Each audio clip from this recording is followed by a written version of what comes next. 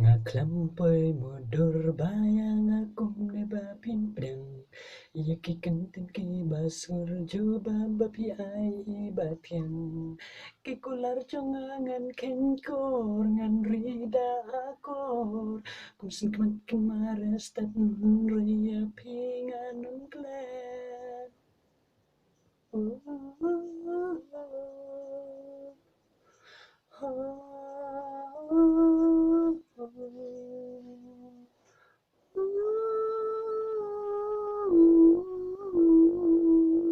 Ngalait ki kentin ki chong pingan benot lo yaki bayanga pida e shi sur ngalakmen ngam snola mundur obai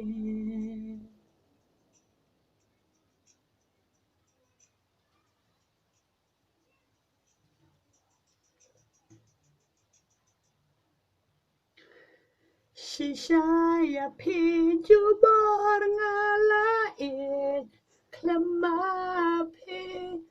tiknangan bi nakta dakik bajang kan kedub yapi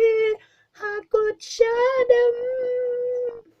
ngarung aklampoi berkat kumna jeng so api kan ban Henrike kin bat yang jong pingakan bau yaki malat kasih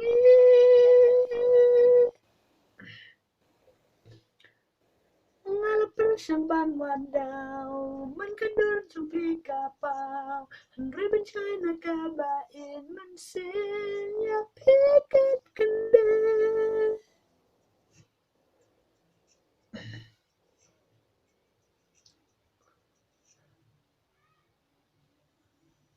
Ngalait ki kentin ki chong pingan banduno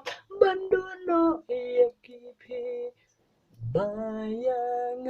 pidain shisur ngalakman nam sula muntur obai